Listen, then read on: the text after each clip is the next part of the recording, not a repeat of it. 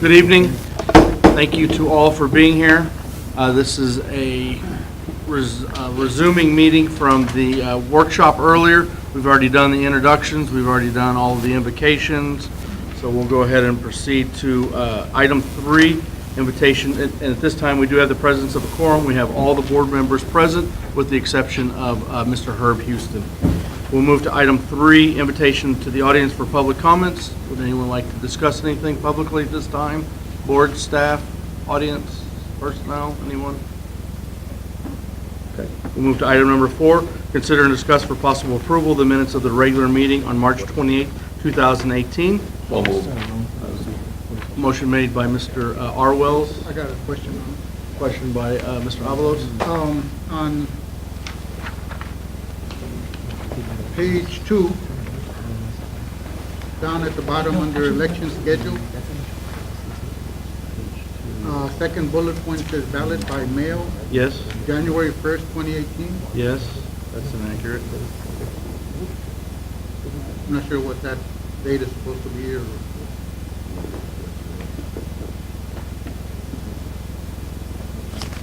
That's the schedule.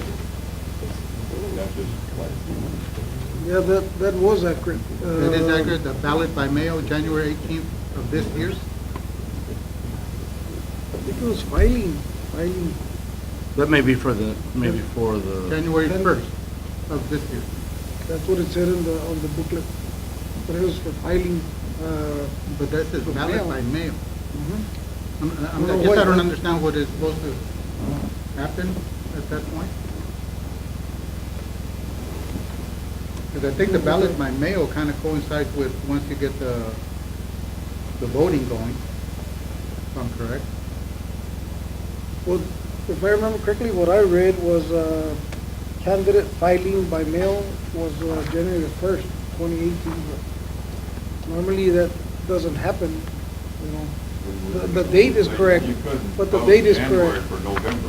Well, you couldn't, you wouldn't even know. But that's what it said there. So just recommend that it be, Delete it? no, just be, recommend that it be addressed and corrected if necessary, because Okay, I'm not sure what it means. I'm not sure what it Yeah, that, what it means is that when a candidate wants to file by On mail, January that's 1st. what it wants, but it doesn't make sense because, you know, Well, if nothing somebody started else- yet. if Because it's not opening date for signing in. I don't understand why it was there, if but it was there. somebody else's typo, then, you know, Mm, fix, look We at could. that, but, you know. Okay. Yeah, I It guess could be Either that, pull it or correct it, because it doesn't seem right that somebody would submit a mail by mail on January 1st. 11 months before the vote. we just, I know that it Or was, file. But the filing is in July, right, so, It's in- I'm not sure how that- actually, it's July 21st, the first notice, Right, so I'm just wondering how that we'll make sure coincides with it. that it was in there, so Well, that's the only question I had. we'll correct it if we need to. So there was a motion made by R. Wells. There was a second by Mr. Avalos. Rick or Doyle, second. There was a motion made by R. Wells, seconded by D. Wells. Are all those in favor? Aye. There are any opposed? None. Motion carries. Thank you. Moving on to item number 5, consider and discuss for possible approval the audit report of Laguna Madre Water District financial statements for the fiscal year ended September 30th, 2017. Yes, we have Mr. Carlos Barrera doing the presentation on the audit report. Members of the board, I'll be very brief. Had about an hour meeting with the audit committee, so we've kind of gone through, vetted this thing pretty deeply. I do know that 2 board members have not really had a chance to do this, so I'm probably taking my word for it, but That's correct. so I'll try my best on this one. So, the financial statements that you have in front of you are for the September 30th, 2017 year. And to kind of give you a very brief summary of how you did in the last fiscal year. First off, we issued you an unqualified or unmodified opinion on financials, which is a clean opinion, which is what you want, would like to have from your auditors. So that being said, we're giving you that, it was on the audit report. Pages 18, 19, and 20, in effect, are your financial statements, your true financial statements for the year. So just paraphrasing or summarizing what we've had. From the standpoint of the revenues for the current year as a unit, not just the general fund, LagunaMadre had $11,323,000 worth of revenue. The majority of that obviously is in the water services, 5.4 million, and in wastewater services was another 3.7 million. Property taxes were the other large item of 1.4 million. So again, $11,323,621 in total revenues. As far as expenditures, expenditures totaled up to $10,601,000. The big items there, obviously, were your payroll and benefits. That's your biggest line item, and that's $3,303,000, and your depreciation, which is on your fixed assets, of $2,630,000. Everything else pretty much was in line with your budget, and what you all had anticipated, and so that left you excess of revenues over expenses for the year on a full accrual basis of $721,785.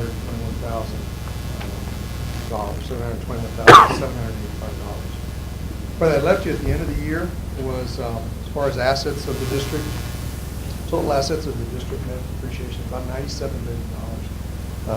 You added in another $1 million of deferred outflows in the book resources.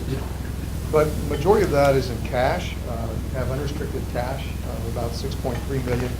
You also have some that is restricted for either bonds or whatever the case may be, or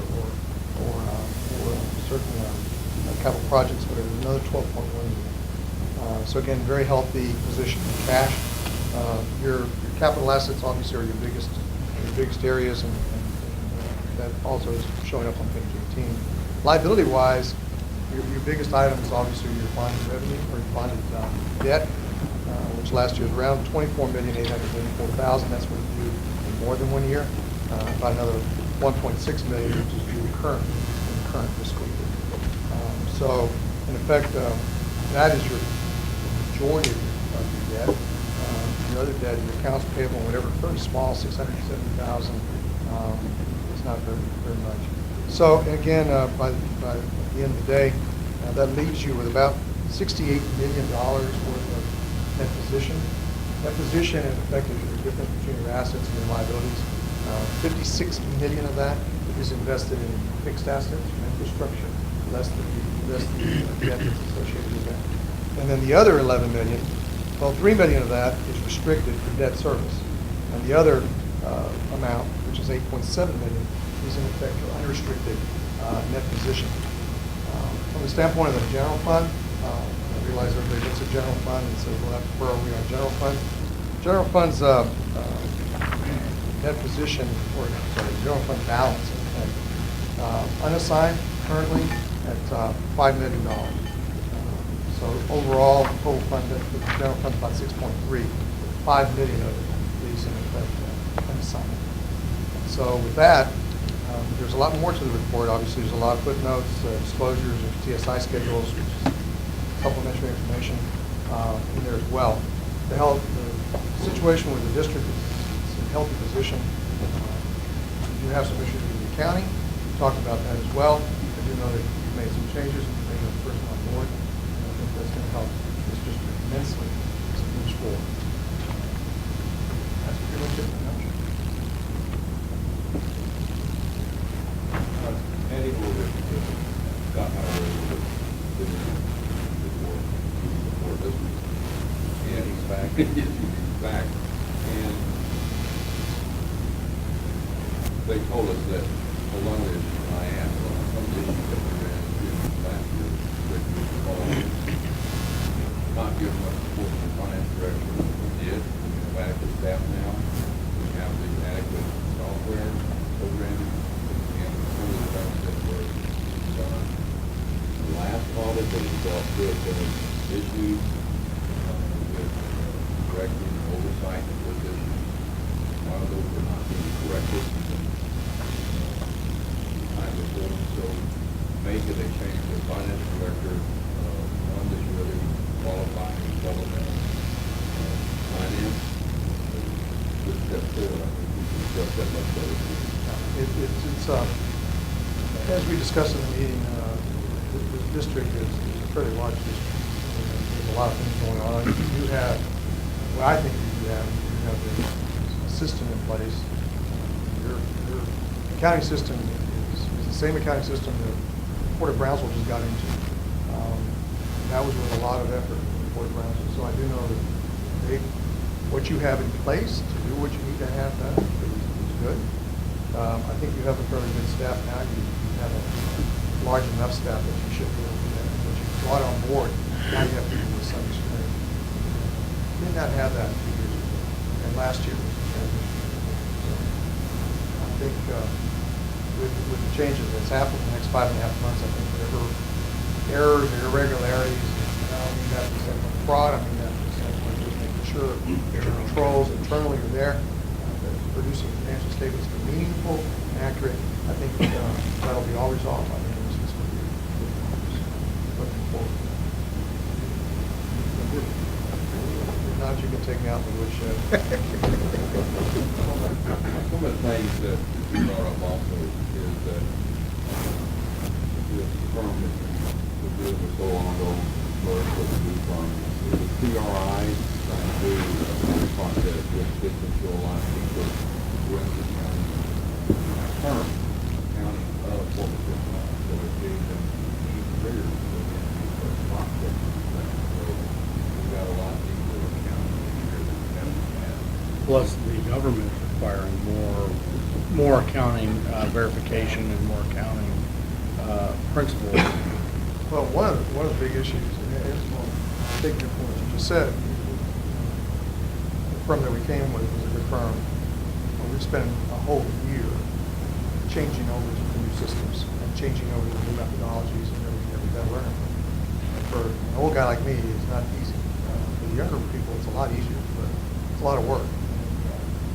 But yeah, I guess anytime you go to a much larger firm, especially one that's a national mortgage, their methodologies are very deep. And so they look at standards, and where we may have looked at standards and say, well, you do 1, 2, 3, 4, 5, they may say, no, you just do 1, 1A, 1, 2, 3, 3B, 3C, and then you've got all these other ones you've got to comply with. So the documentation and just the effort to get to where we get to the end of the day, plus the review that comes in as part of that is very, very good. The concern that I had, as I mentioned to the audit committee, is as you move and as you grow, you're going to be getting data, you're going to be getting money from federal data. It's going to require single audits, single audit, compliance audits. They're using their money, and they're doing it in accordance with what that grant says. That area of auditing is very, very precarious. In all of the auditors combined, we found out a year ago that for all of the auditing firms doing what they call single audits, which is like government type compliance work, the reports that are being generated by all the accounting firms, 70% of them are deficient. That scares me. 70% of the work is deficient. And so, needless to say, our firm's going, we will not be deficient. And so, if you don't have a single audit issue, you will have one soon. Once you spend more than $750,000 and $300,000 in the state, you are in a single audit environment, which means that we have to come in and do another audit on your compliance. If we're not doing it right, and they come in and determine that we were wrong or we were wrong, then that puts you in jeopardy because in effect you may have to pay them for that. That's not what we want. And so we've had to step up our game quite a bit. I'm glad to see that we have. But again, it's getting to that area. So it's imperative that your financial accounting system has the information there readily available and is accurate, and that we can look at it and everything's flowing accordingly. And that's why these reports are so important, because in effect, without us telling you, hey, you got to fix what you broke, if you don't, you're going to end up hurting yourself down the road. That's what I don't want. So it's been a good district, and it's been we have some healthy positions, but you got to make sure you keep it. Is that a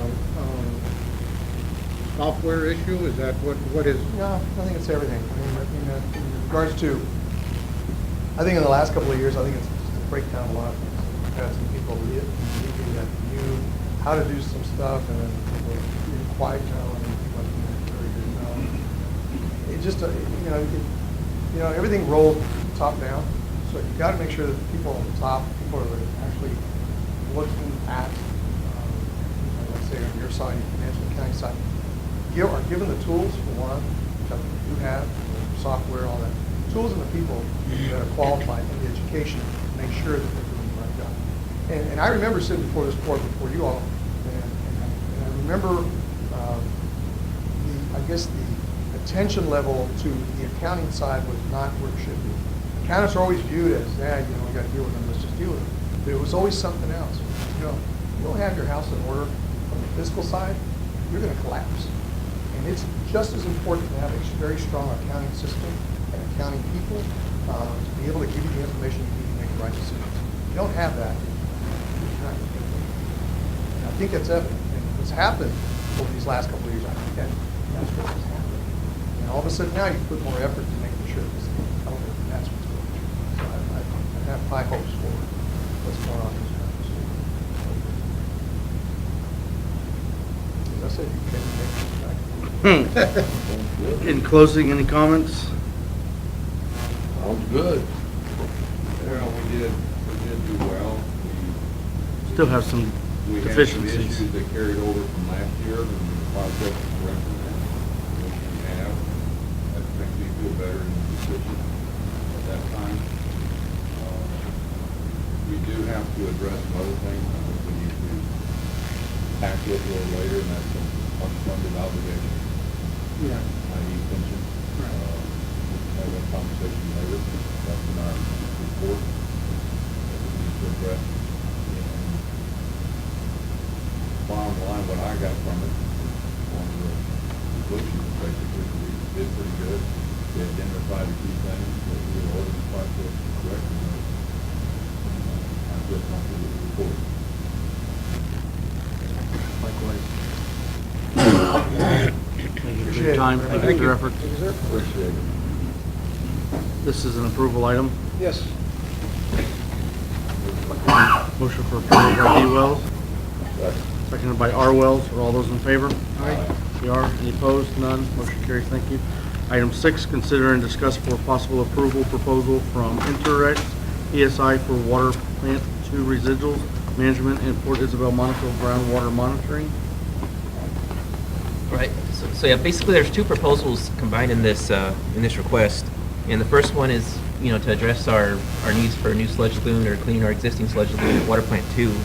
And so what I did to give a little bit more background is I handed out this Gantt chart here right before the meeting, just to kind of explain the bigger picture versus the, $77,784 request in terms of, this is essentially, lab work and soils investigation to lead us to, getting the full either dredging contract or new lagoon in place. The first section of this Gantt chart is just the existing work order we have with Garber. The topographic survey is complete. For all practical purposes, preliminary design is complete.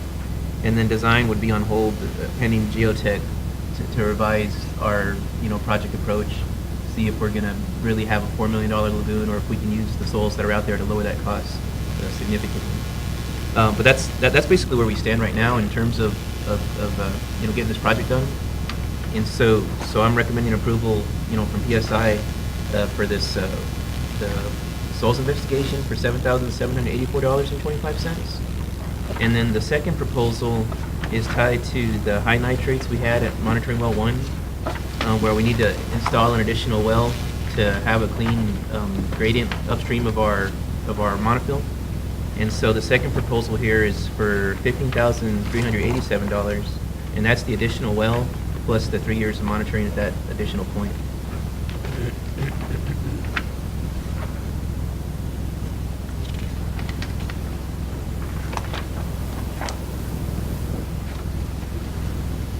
Refresh my memory, is this something we kicked around the meeting before, discussing whether to bid it out or to go ahead and go with PSI and proposal rather than bid it out? Right, we awarded to PSI, and so with PSI, we had 3 years of groundwater monitoring at 4 wells. But because of the deficiencies we had from our high nitrates, we have to add a fifth well. And so we didn't have that cost ready to include in the last request, and so we're just basically adding on to it at this stage. Now the soil testing. Well, the soil testing's for water plant two, and this additional wells for our monofill at Port Isabel. So we're talking about two different sites. And didn't we select PSI Yes, before, so we've already been down the road, this now comes back with the details of the cost of the work that they're going to be doing. correct. The information was real helpful. People in charge of the candidates at the meeting was a nice earlier. Yeah, understand.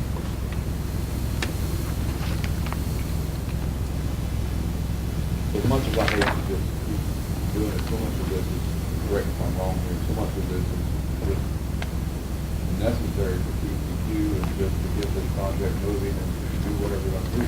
Then just kind of preliminary to make the decision, what you outlined here in the chart for us, that we have to figure out how and what and where the lagoons are going to be. Right. So right now, this is just to give the background data of the soils and the contaminants and all that stuff that's going to lead to the answers later to be able to take and put in the lagoons that we need and handle those in what's that number two. Yes, that's correct. And so it's a necessary evil, if I may present it that way in my words. I move to approve. Motion made by D. Wells for approval, Second. seconded by R. Wells for approval. Are all those in favor? Aye. None opposed, motion carries. Thank you. Item 7, put that one to sleep finally. Item 7, General Manager's Report, Odor Control Workshop, May 9th, 2018. We discussed, we should have an odor control, workshop for the next meeting. And the other one is, like I said, workshop. Yeah, well, that was kind of my recommendation when we were looking at the draft agenda, and I really, we had a draft agenda, but we were going to get an odor control report, if you will, and I wanted to hear from everybody that went to the conference, to get the full feedback from everybody, and that's why I was suggesting, a workshop. So it's an important topic, Yeah. to give our full attention to during a workshop, and then hearing from everybody who went there. Recall, we made a lot of the staff go there to wine and dine, so now I'd like to hear what they learned. If it's okay on the 9th, or you want another day On May 9th? before the regular board meeting, or another 4 o'clock, 3:30? I like load the day up without splitting days. I'm fine with, for the 9th. May 9th. 3 o'clock? So we're discussing one workshop at this time, and one is coming, Go back. will come back. So right now, we're just picking May 9th, and, it's not an action item, so it's just discussion. correct? Right. You should be able to, if you do the same, 4 o'clock today, you should be able to knock the 2 items out, hour and a half. 4 o'clock would be my recommendation.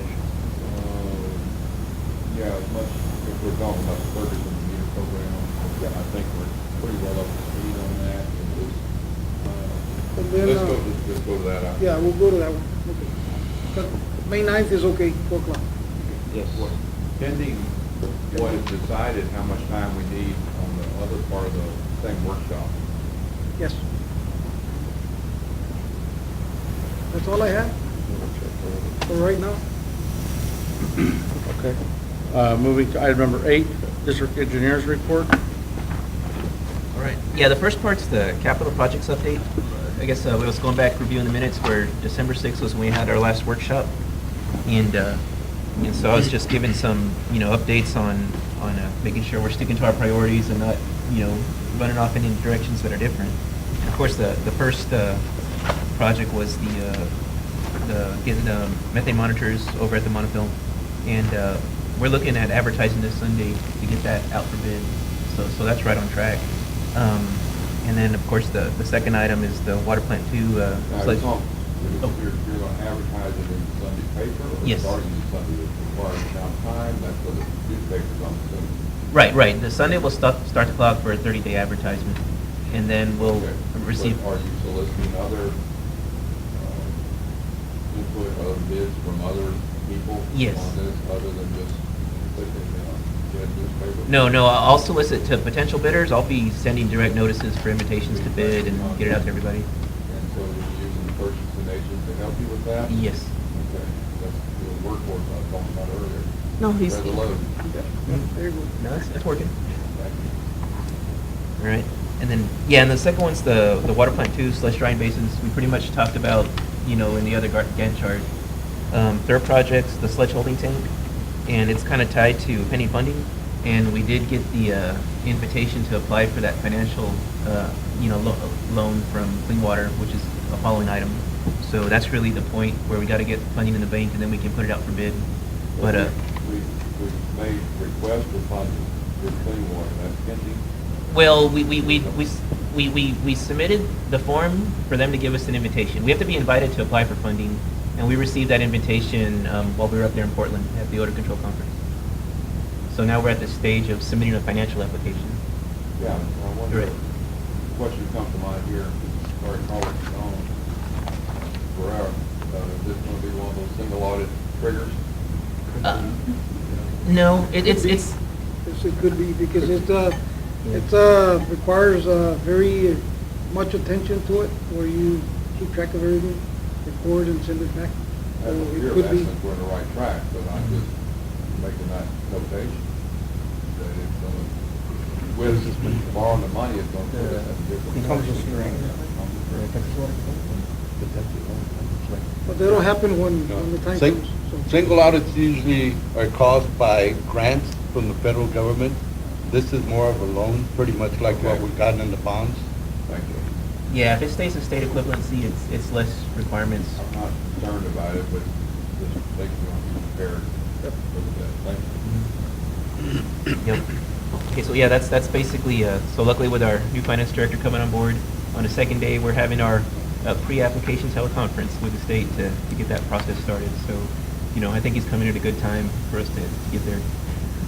Indoctrination. Yes. Is he on board now? Finance director on board now? Not- Monday. Not until the 16th. I see you here. Yeah, I'll be here, I'll start work with the district on Monday. Officially. Put beforehand. He's doing pro bono work. Wait till the seat after it gets on the table. I told him, forget weekend. Yeah, and so of course, our next project on the priority list was the water meter system upgrade, which I think we're making good progress on. We're gonna pursue a private placement to finance, and that's where that one's sitting.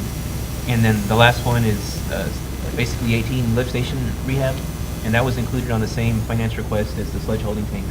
So our plan is, and the only difference here is at this stage, we're gonna use the state money to pay for engineering phase.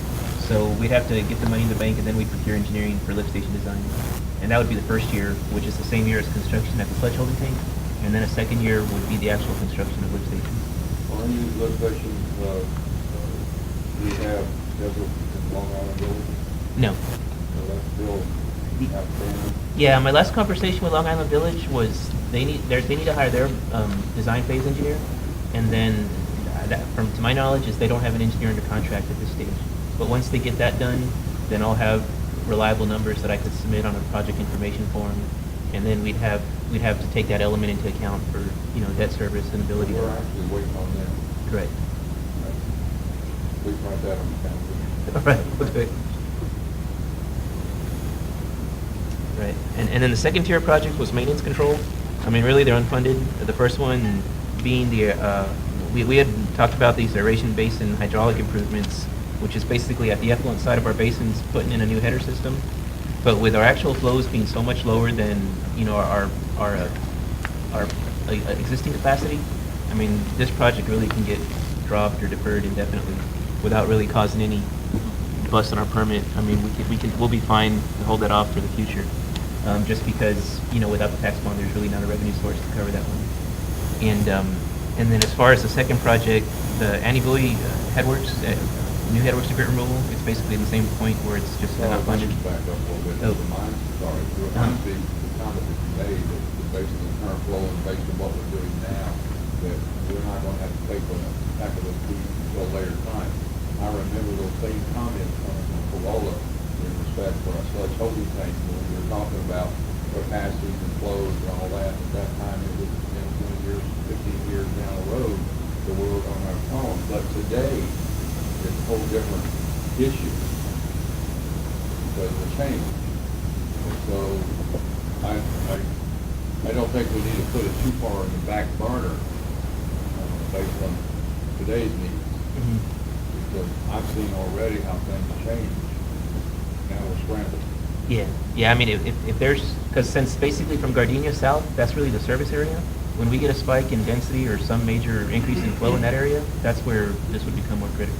Are you able to divert flow and redirect flow? Oh, no. The other way? From our systems, they're entirely separate. Gardenia south is Isla and Gardenia north is Sandy Bowie. But what if we have a buoy problem? Oh, there's no piping to send it the other direction. It's all up here. Yep. All right, and yeah, I guess let's see. I guess we already covered Headworks, Annie Bowie, Energy Efficiency Annie Bowie. Those are both unfunded projects.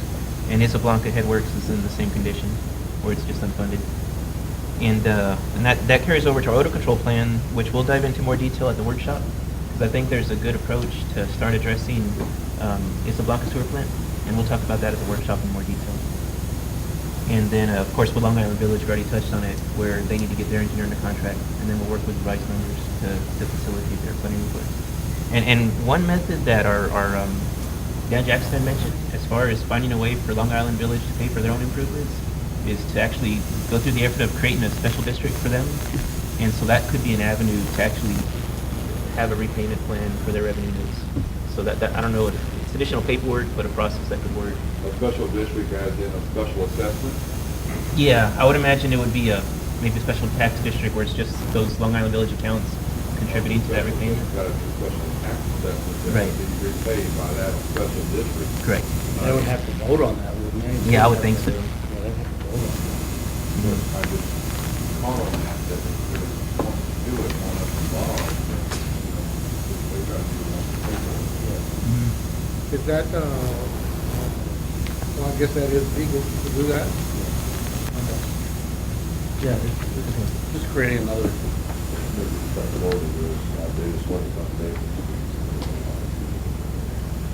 Right. that's another topic. Yeah, and then let's see. I guess that wraps up our update to make sure we're staying on plan with the December workshop. And then, of course, the next item's just the application invitation letter. Just to let you know, we made that request for 4.99 million, which is going to cover our sludge holding tank and 18 lift stations. And so that's where we've already scheduled our pre-application conference for April 17th. And then that'll be followed by a trip to Austin to have a kickoff meeting and then try to get that financial application done in about 30 days.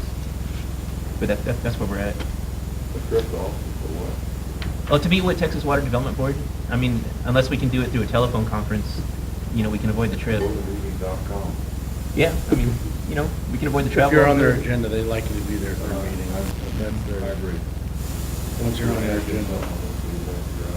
We're No, when you're on their agenda, they like you to be there. going for it. Yeah, I mean, if we can shoot for a loan commitment, like similar to last meeting you intended, July, August is the time frame for that. So that's where we're sitting.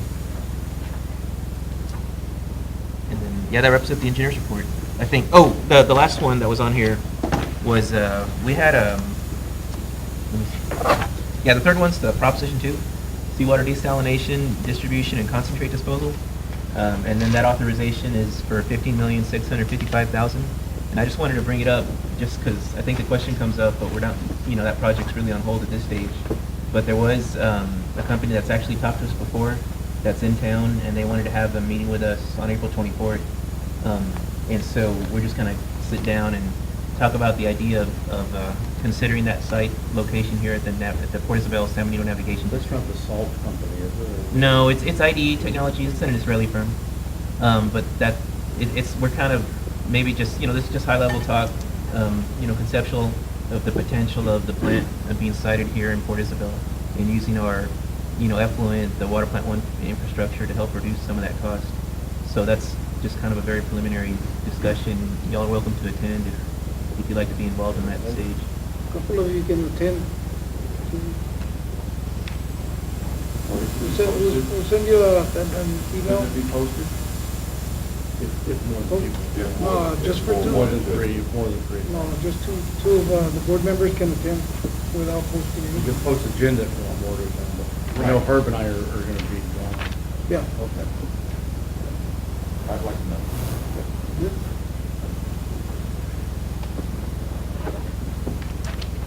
Yeah, that concludes the engineer's report. Okay, thank you. You have a question? Thank you. Moving to item 9, Director of the Operations Report. Yes, Mr. Chairman, members of the board, on the operations report for the month of March, we had a total of 337 calls, service orders that were made, and 257 were customer service, irrigation 3, distribution 11, water loss 66. And those are broken down to the items right below that as to what they pertain. I don't know if you have any questions on that. And then that was the distribution side. On the collection side, we had a total of 80 service calls that were made. There were 62 to collections. Call-outs were 17 and 1 maintenance. And again, those are broken down on the areas below that. A lot of those collection calls, 62 are preventive maintenance. Any questions?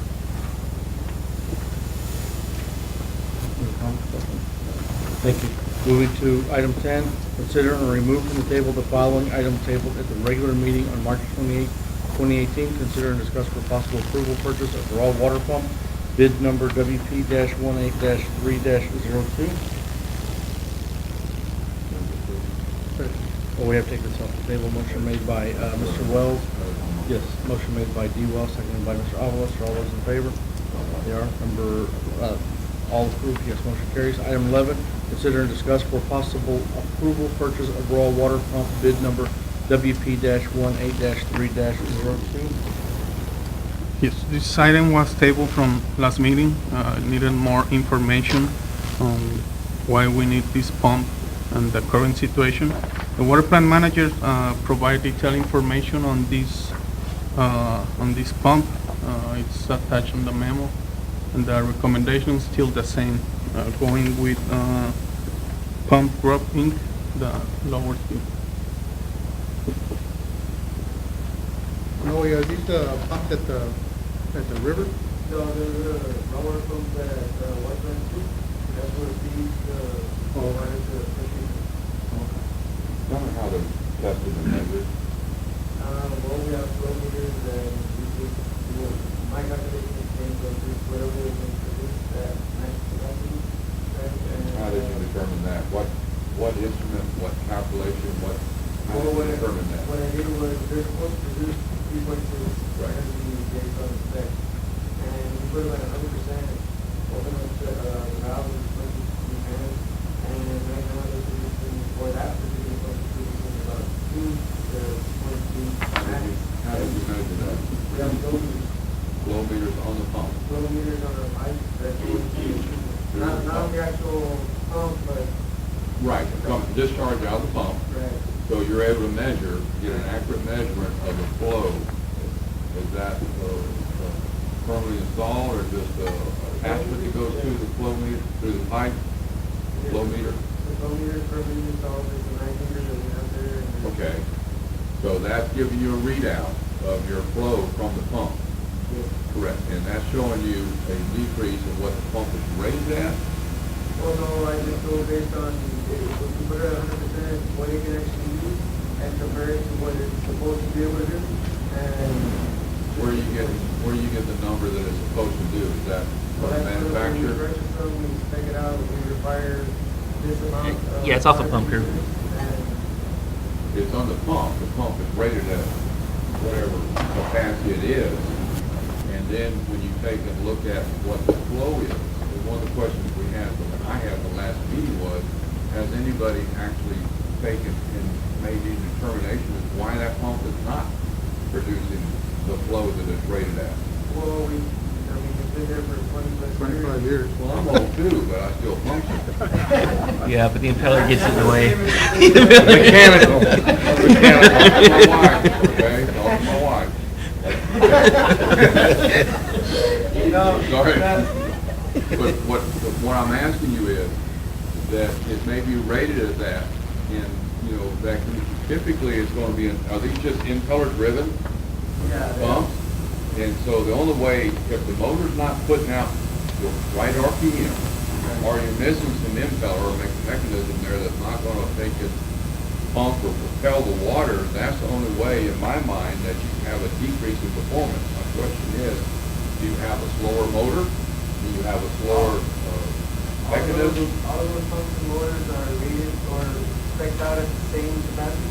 So, I mean, we don't have a slower motor or a faster motor that we can put there to test it out at that manner, but we do have one more efficient You pump. don't have an RPM meter that's really Well, determined yeah, I mean, with that. you know, every time they go down, our electricians go out there, they bring it back up, they test it, make sure that it's functioning the way it's supposed to.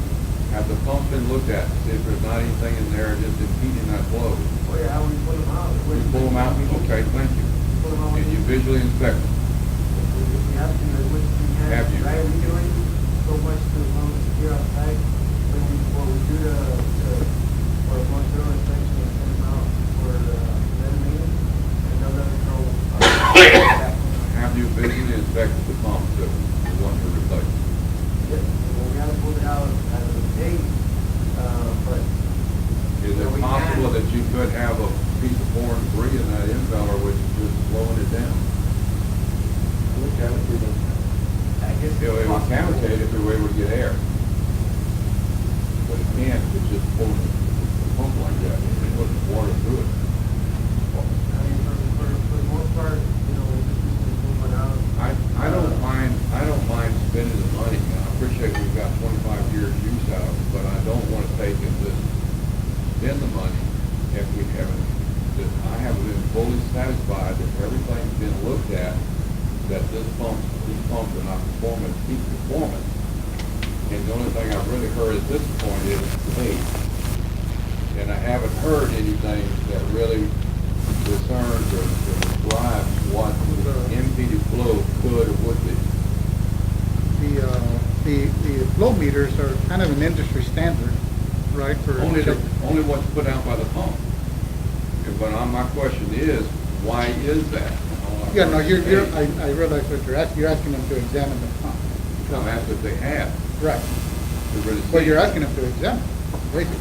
No, If they haven't. I'm asking if they have, I'm asking if they have examined it as a justification for replacement. What is the process for stopping that flow, examining the? I mean, we can, have a discussion there, just go out there and go shut down the pump. Fortunately, we could do it, yesterday we had our more efficient pump installed. Right. Just because, most of the time when those three pumps, we actually need to replace three pumps opposed to just one. We're running them at maybe 80%, 90% at lowest load, and that, I mean, it would be a huge coincidence for all three of them to have something there. Yeah. And, not to be. See, that's my concern. When I looked at this, I understand what you're saying, and let's make sure that we actually have to replace it. Look at it physically, inspect it, read it, do the testing and all that. I get that. But my main concern is that we actually need more pumps because we're operating we're operating on the margin with the 4 pumps we have there. And we have one good pump and the others are just not as good as the best one we have. And so whether it's age, whether it might be an obstruction or whatever it is, my concern is that we need more than one pump. That's my concern. I think that if you have 2 good pumps, that's just operating at the minimum that we need to keep the flow running. I would feel comfortable with this and approving the request based on the fact that when it is full. Right. And I'm assuming this pump is, could be kept in a spare for standby or other use. that's my plan, if we can actually purchase this pump. We have an opening where I plan on putting that one and like, putting the attachment, missing, so we can have a 5 pump. I mean, Okay, so you can use it as, you can still use it as a fifth pump, and that would be just a backup pump, or? That's what I hope. And at that time, you'll be able to get back to me and say, the oil that was plugged or it wasn't. After you took it out, replaced it with a new one. But so we're not necessarily getting rid of it, we can keep it in service if needed. But I agree with Mr. Avalos is that we, we're fixing one-fourth of the problem. I kind of, I look at it like, okay, it only goes 100 miles an hour, and with 2 pumps running, we're operating at 99 miles an hour.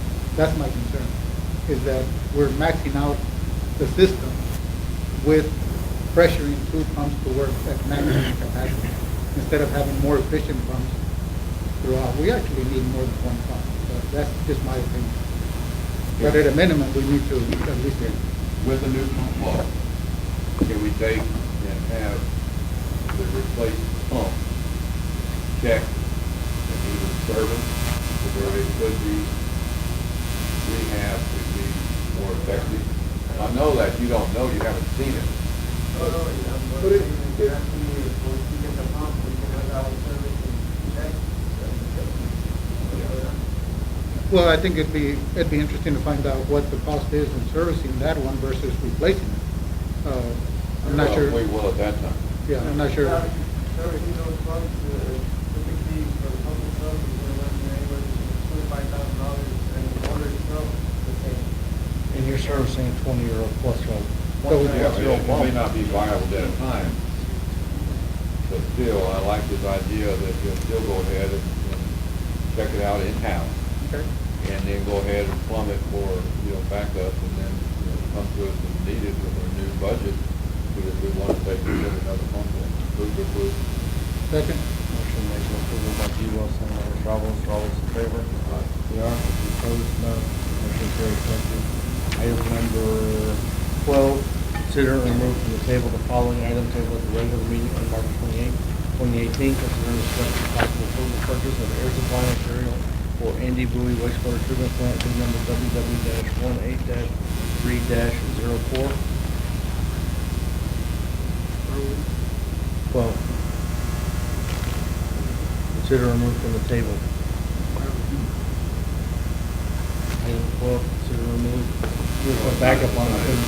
I'll make a motion. On the agenda, this is just to remove the item. Motion made for approval to remove by Mr. Avalos. Second. Second by R. Wells. Are all those in favor? They are. Motion carries. For the record, Mr. Wells is again. Motion does carry. Thank you. Item 13, consider and discuss for possible approval purchase of air supply material for ND Bowie wastewater treatment plant, bid number WW-18-3-04. And there is no backup on this particular item, but So we're not going to do this is the air supply. We're on item 13. Right. Yeah. 13, consider and discuss for possible The action. recommendation on this one is table it. It's on the bidding process Yes. for to be There's no presented at backup the on next. this. We'll have it back in 2 weeks. And the, Or actually, no, we got more time, yeah. yes. I'll move the table. Motion to the table by Mr. Avalos, second by Arnold. All those in favor? There are none opposed. Thank you. Motion table does carry. Item 14, consider and remove from the table the following item here in this regular meeting on March 28, 2018. Consider and discuss the possible action on approval, purchase of timekeeping system, bid number timekeeping system. So moved. Motion made by Mr. Avalos to remove it from the table on the next item put on the agenda. Seconded by R. Wells. All those in favor? Are any opposed? For the record, Mr. Wells, R. D. Wells is against. Motion does carry. Item 15, consider and discuss for possible approval purchase of timekeeping system, bid number timekeeping system.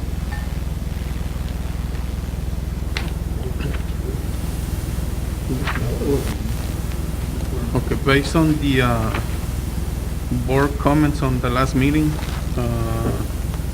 we have a conference call with Mr. Salazar We sent him the backup that we present on that meeting and asking of his the experience with a timekeeping system. What he is currently using, it's not a Tyler Technology software. It's a different. He let us know that has one issue with the leaves, the communication between the systems. It's not accurate on that part of the system. Also, we mentioned him about the biometrics. He also let us know that only 95% is accuracy on this when you clock in and clock out. The other percentage, you need to do it manually in the system. We also asked G5 what are they using for timekeeping system. They have the same as us, cards. They don't have a system in place. We asked them for a quote. They need to do it from scratch. Right? They don't have anything in place. And they ask, especially the HR department, for questions on not just programming the software, also on questions of how the payroll system works. So that's why they couldn't provide a quote. Right. So I understand they were gonna need some more time. Correct. And I originally talked to Mr. Galvan to see if he'd be interested in doing something for us to kind of develop a proprietary system, since I know he has the capacity to do that. And in the process, I followed up with Mary, and I wanted to see if she had communicated with him and whatnot. But in talking with Mary, I kind of realized a couple of things. First of all, the challenges of having a proprietary system are just one issue. The cost aside and all that, because we really don't know what that would cost, and I'm sure it's not going to be cheap. But the other thing I realized is that these Tiger technologies is something that a lot of government institutions use. And in Mary, when she expressed her needs, it really kind of gave me a different perspective, because the last thing I want to do is throw in something brand new that's going to be almost impossible learning curve for everybody, and challenging at a minimum. And I thought about it very carefully, and I wanted Mary to, if she wants to, she can explain better what really her needs are and how important that system is to make things easier. And in the process, she did mention that there are others like that ADR that we also have on the list, which are even better, but cost quite a bit more money. So, Mary, if you want to come up and share your concerns with the board.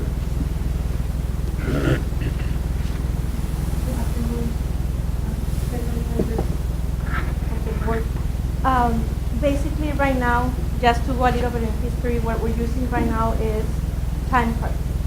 Right now, the need, of course, is we need to save some time. If we have this system, it will save us a lot of time to the managers and also to the human resources and payroll process. It will save a lot of time. It will be, the reporting will be computerized. Managers are going to be able to view who has leave requests, any type of leaves according to the policies and procedures that their employees have. They're going to be able to see how many hours each employee has available, because the hours are going to be able to transfer from the finance system to the, in this case, executive time or the time entry system that we're going to select in case it's approved. My concern with the program based on my experience, is the transmittal of the data, basically. The payroll is based, I call it the trio, because it's the finance system, the transfer data, and the time entry system. there's gonna be a communication in between those three in order for us to be successfully on a payroll process. The time entry system is when we gather all the information, the leave for the employees, their hours, and of course, we need to make sure that we're in compliance with FLSA, which is our overtime and the hours for the employees. And at the same time, we're having this system, we're gonna be able to allocate and to track where the hours are, what projects are, where are the employees working, what projects are they working. So those hours, once they're completed, are gonna go to this program where they're transferred into the payroll system versus manually entering one by one into the payroll system.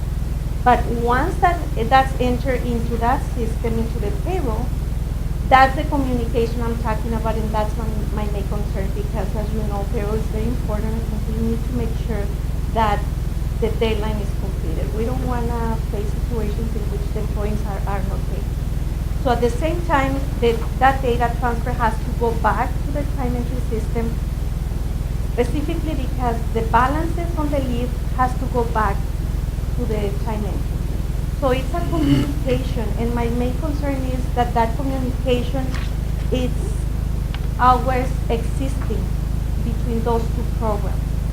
In this case, what makes me believe that executive time is a good program because both are created by Taylor Technologies, InCode and executive time. So we have a great customer service with InCode, and I don't see that we're gonna have any problems in communicating. It can be that we have, if we acquire another program, maybe 3 or 4 years on the upgrades, we might have that program. We don't see that coming if we acquire this program. And another advantage is that it's lowering cost as well.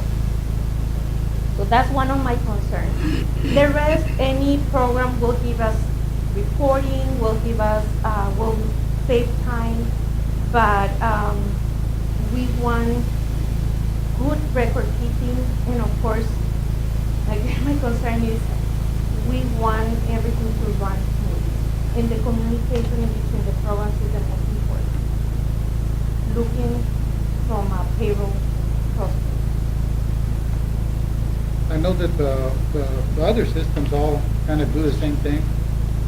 The only advantage I saw really with Tyler is that, number one, they developed the two systems that can talk to each other. The other is that a lot of governments are using it. And that to me is a good selling point. And as much as I'd like to have my own, I think it makes more sense just to keep what works and not mess up something that's very critical to our district.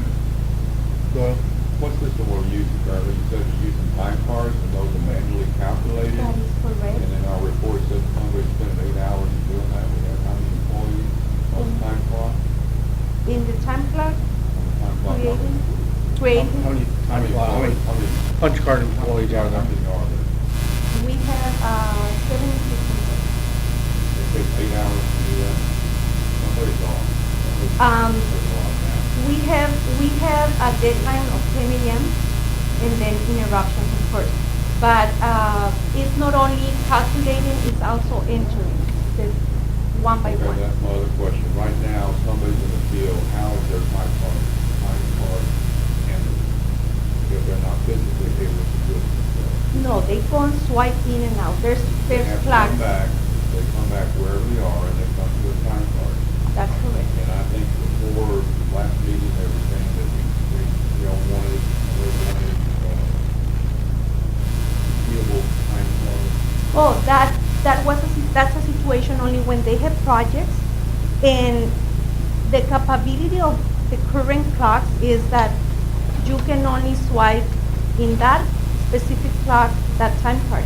So they need extra time cards if they're gonna be clocking in and out in another clock. So would this system be system-wide, wherever the time Exactly. clocks are, so they're gonna communicate in the cloud or wherever, and go back, so Exactly. you can access it? That's We won't have that the real problem. reason I see that, so you get rid of that. So it does eliminate the problem to where, OL punch me in, punch me out. You know, somebody's business, you gotta do it themselves. Oh, But that's why I was interested in biometrics. I do know that there's always some issues with that, could be addressed. And that that kind of gets more of a fail-safe, if you will, that the person that's actually clocking in, clocking out is that person. Yes, and in that case, that will be a warning situation, another, that will be a discipline situation in that case. Because I understand that. Well, I get that, that place. So I do know that Salazar was on a conference call. He didn't really have the benefit of all of our questions on his other meeting here now. I'm as much interested in having his full-time research on this and what the word collaborate with staff on our time to do that, spend the time to address this. I still don't know what, I don't know if it's practically feasible. I don't know if Tyler does it, where you can have an app or somebody can have an app on the phone or something where they can clock in. I see everybody else clocking in on their computer. Well, I will recommend. That's not a good system.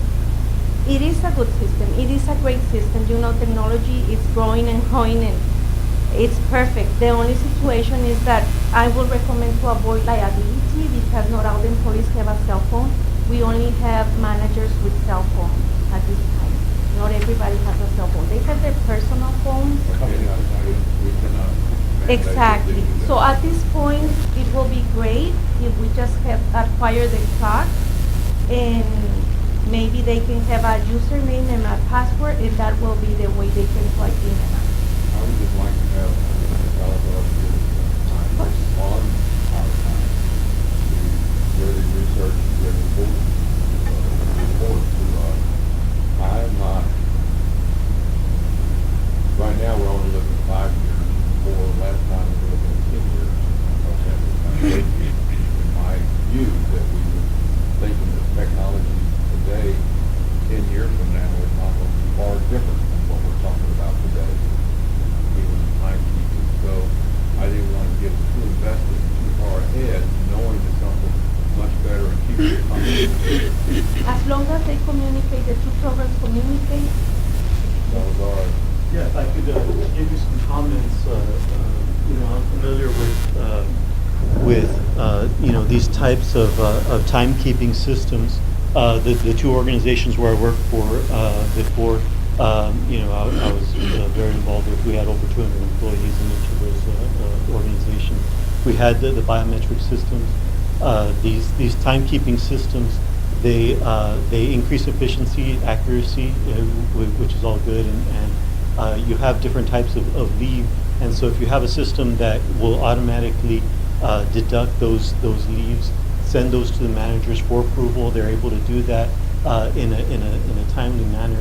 It takes a lot of the burden off of the administrative staff of the county so that they can process the payroll in a more efficient manner. So I was comfortable with I reviewed the quotes. The staff is recommending the lowest cost of the three systems, and they're also recommending a company which is owned by Tyler Technologies, which also manages our software. So it avoids the problem where you have compatibility issues. Sometimes, for example, in the software that I have right now at the city of South Padre Island, we have one vendor that does the timekeeping system, and we have another one that does the accounting, which is Encode. When there's an issue, they do not talk to each other. Okay, and we are stuck in between trying to figure out where is the problem, and it doesn't go backwards. So an employee can request as much time as they want, not necessarily knowing whether they have the time available. So they may have exceeded their vacation, and the system allows them to request it. The manager sees the request, they approve it, and yet when payroll is being processed, that's a problem. in this situation, going with the executive time, that won't be an issue because it communicates backwards. Where do we know? I don't see executive time, I don't see executive time. Which on is here. the software? It's That's the I one don't that's see it on owned the by Tyler. Tyler. Tyler Tyler Technologies. Technologies. Tyler Technologies is, okay. Executive. Yes. So Tyler Technologies is So- the bid we're discussing. Yes, Right. Tyler And the- Technologies owns Encode and owns ExecuTime. ExecuTime is the I wasn't timekeeping clear. system that we are talking about here. That's the That's the benefit. staff that I see recommended. In Mhm. using them because we avoid those issues of where the programs or the different functions don't communicate with each other. Correct. And when there's an issue, it becomes a big issue. Mhm. Doing a simple analysis of what they gave us with vendors. You know, I was the high one on the first year, and then lower on the subsequent year. Correct. The other, taking the low, that time, round numbers, they're about 30,000. After you take care of everything, they're only 10,000 for the first year, then there's 5,000 each year. Power Technologies is 23.5 for the first year, then only 2,500 per year. I come up in simple round numbers of 33,000 versus the low bidder that looks better, but when you take the 5 years, you're still paying 30,000 for those guys. Blended out, it's the same So expense. that's Yeah, my point. the one that looked attractive was net time, but the problem with net time is that we don't know what these other things Well, are we gonna have cost. to find out. They won't provide it. Well, what Yeah, we you did might here, not do that. what we did here is just give you a 5-year information because thereafter the system is lower from then on. No, After but 5 they years, it will didn't- last they didn't- more. Sorry, Carlos, they didn't include, for example, clocks. We wanted 8. They did not provide this information. Well, my question Did to somebody staff call was, does that mean that it's free or? No, we need to add that cost, Right, but they we have didn't to want add to that provide cost. it. So right now, you're looking at, if you compare net time to Tyler, the net time is 29.97, and Tyler is 33. So if I was to guess, all these other things from net time are gonna cost more than $3,000. That's my best guesstimate. Well, that's presumption that you complete the 5 years. Right, yeah. Our comment that we don't know how long we want to continue with it. So we're paying more upfront, but then again, using net time as an example, we don't know how much it's going to cost per clock. You said they won't give you that information? No, they wanted the conference and They don't get want more government work. details and, That's Okay, what so- the issue is. So the same thing with, so really that was the main thing. They didn't provide a lot, so we just got it installed. They didn't want to tell us how long it would take. ADP didn't want to tell us how long it would take to install, so, everything is, taking net time out because they're not forthcoming with all the information requested. Then we're dealing with the other 5 vendors, and, I think at that point, Get I back have to to Tyler agree. Technologies. I agree. I still get to a point that as long as staff is satisfied, it's going to take and save time for staff, the district. It's going to take care of tracking hours, it's going to get more accurate. If we're going to move up, folks, let's move up to the real time for timekeeping. Sorry? Oh, yeah, I get it. You can't have You're not it. writing it down and then inputting it in, you're just importing it. How are they communicating? Is that through the internet? If there's a program in between. No, but they're all connected to the internet, to where do they connect? It's a program. It's a program in between the 2 programs, it's a program. yes, it's a cloud, sir. It's a cloud. Yeah. Yes, it's a cloud. A cloud. Okay, so then you can log into the cloud, whoever's doing the calculating, and if they can clock out at any of these locations or in, and it's going to work there, so then finance can take, whoever's doing it can go in there and access OL, sorry, I keep using OL, and take and see, where he was and where he clocked in and what he actually worked, system-wide, district-wide. Okay, I'm good. Yeah, and, you know, when I talked to Mary about this, she pretty much convinced me that they're gonna have lots of extra time.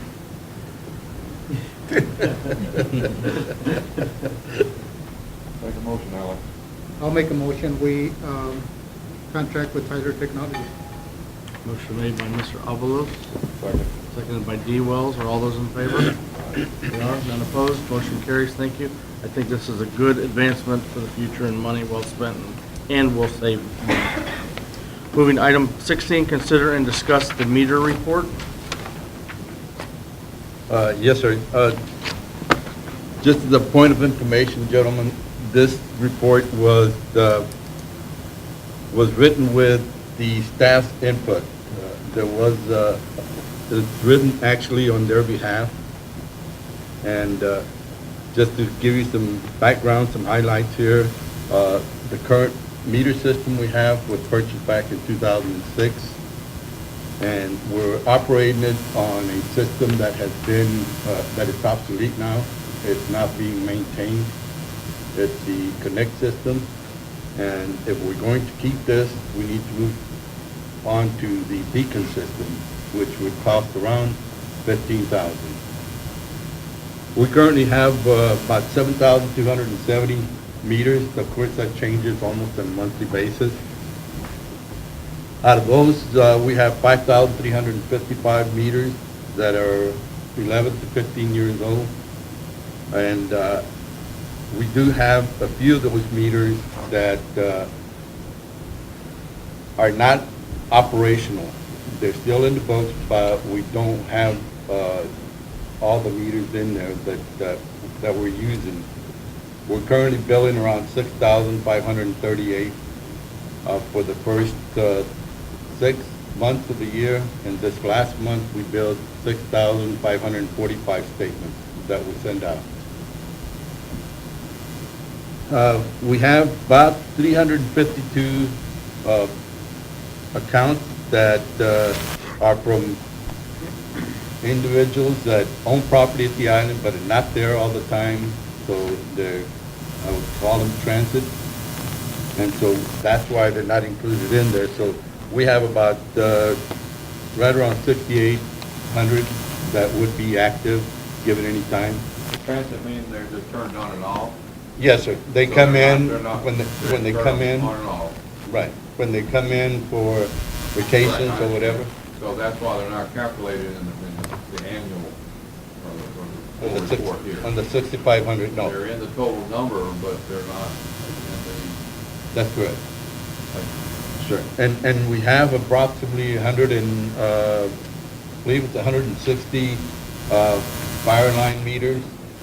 And the rest, some of the rest of them are not, are meters that are not being billed. Like I said, they're out there, we still have them in our boats, but we're not actually doing they're anything just with in our them. inventory, and they're in the field, but not, Yes, sir, not flowing. that's correct. And currently, what is happening, we're having to buy a lot of transmitters. We're spending a lot of money on transmitters and some meters, but not that high of a rate as in transmitters. We brought up, back up the last meeting, talking about that we're spending money when we shouldn't. That's correct. The cost of parts versus replacement. Well, it's not an example, we're purchasing and installing a meter or a transmitter that we're not going to be using in the future.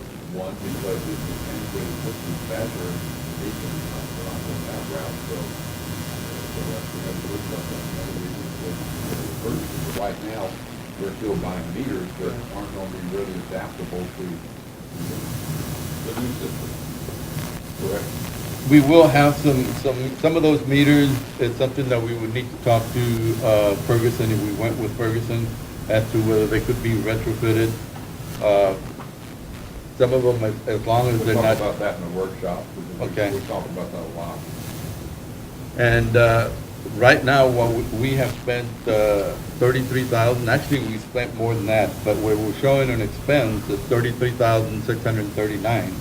The rest of what is not showing in the expense is what we have in inventory, And I'm sorry, I can't give you a number as far as that's concerned at this point, but we do have a large number of meters, so we, different sizes that we bought, and we have on stock in case we need them.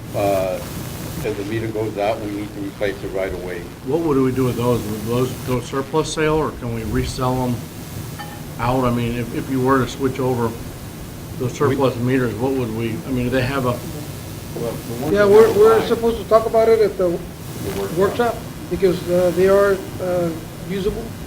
So we have to talk to Ferguson and make sure that, Some of those that have a. But we can use them. line, Particularly those we even have in inventory now, can be what I call retrofitted. That's We right. work with a recording system in Ferguson. Did staff help exist, is Ferguson using this updated data for their calculations that we got information on this week?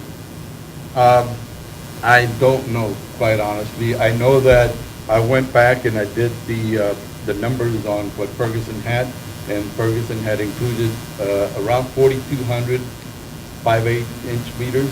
Okay, if we're gonna take and have a workshop, we're gonna be settling up and going with Ferguson, and what we wanna do there, it appears to me that we need to have this updated inventory to them, because they can give us a final Okay. number on what it's gonna do, and that would include the retrofit, if it's possible, and what it's gonna cost to do that, so we can get that information in the workshop and make a final decision on what we wanna do. Those are my thoughts. I concur. that'll work. Yep. Tighten the numbers up. Yeah, and unfortunately, the current system does not provide the information we need for our customers. We have a lot of complaints that customers call in, and a lot of them are not satisfied with the response that we give them, although we try as best we can to pacify their concerns. But a lot of that could be shut off if we had something in place that would tell us right away. Isn't this something we're gonna be dealing with in the workshop, all of this information? And I think Mostly, the yes. report is very informative. My memory retention would be better served if we were have all this data at the workshop. Okay? And make that information. Yes, sir. be myself, Jim. No, It's a well-done That's fine. report, I won't say that.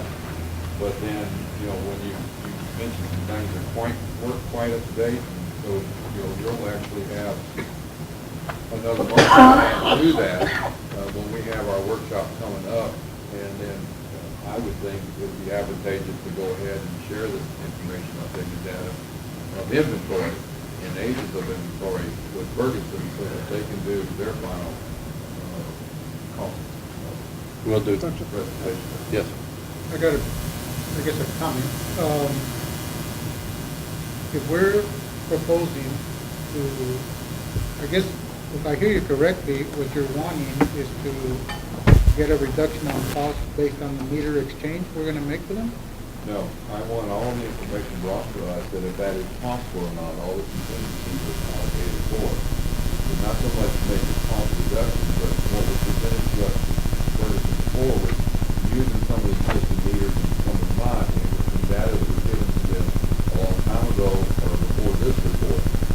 I'm just suggesting that they get the most up-to-date report, these numbers and the age of the meters, and then they'll be able to give us input on that. And then I want staff's input at the workshop on what they feel is, you know, going to be workable with the new meter system. What do you mean by that? Usable. Something that will take and transfer or transcend into the automated meter. Not sure. if I understand, you're wanting to know what the surplus product is, how many meters can be retrofitted, reworked Well, into new upcoming? Is What I that- remember on that is that the meters that are 5 years and less than 5 years are the ones that can be retrofitted, utilized. Yeah, and then there's a cost associated with that, and it got to where, and again, I would like to have those numbers in front of me with Ferguson, because, okay, here are these meters, and this is what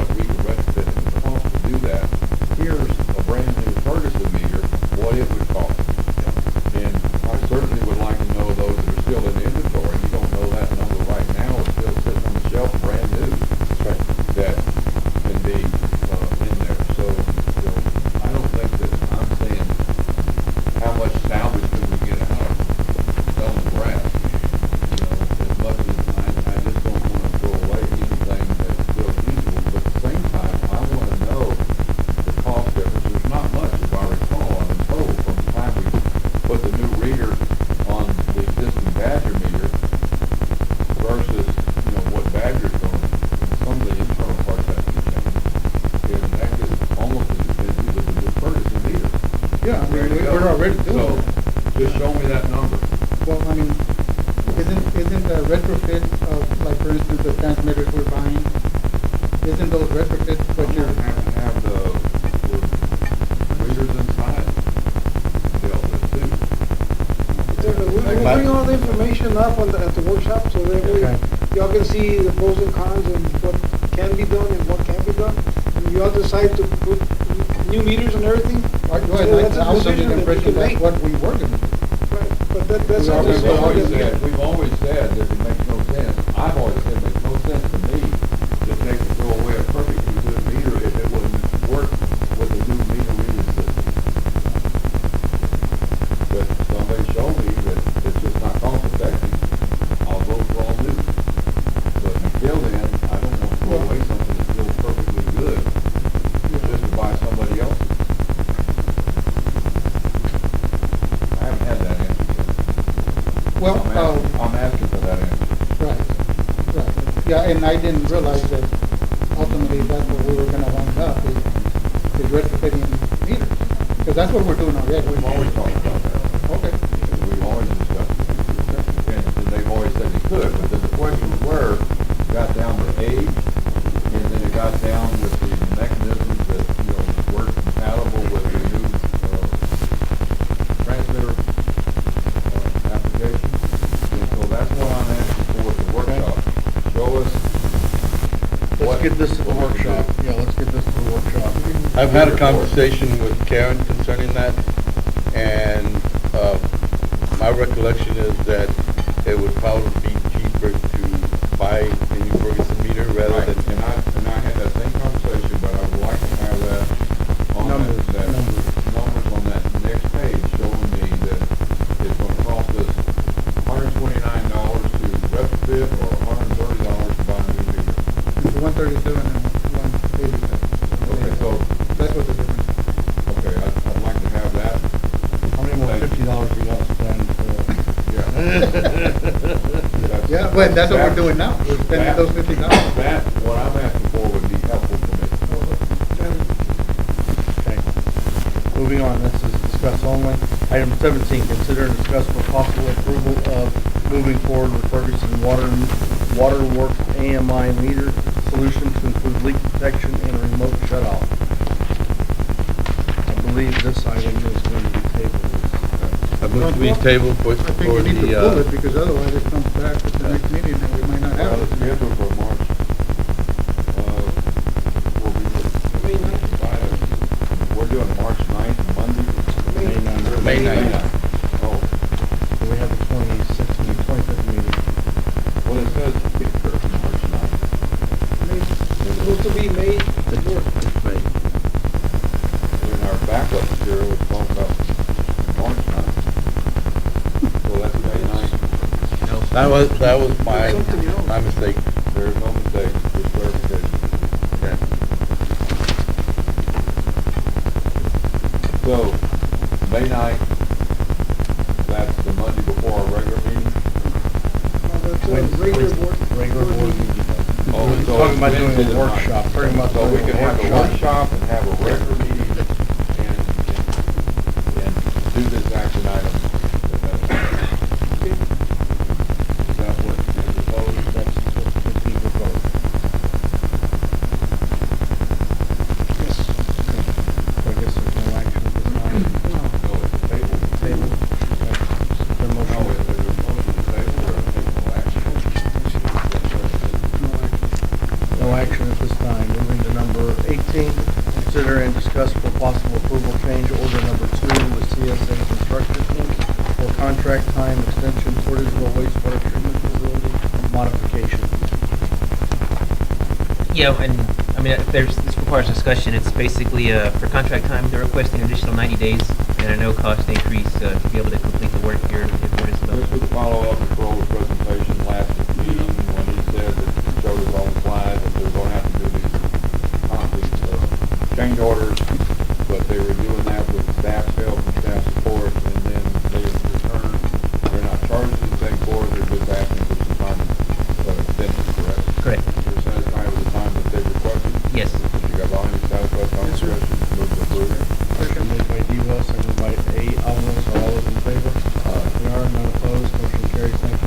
2017. Consider and discuss for possible approval financial report February 2018. Everyone had a chance to review, ask for approval of them all, otherwise let's discuss one in particular.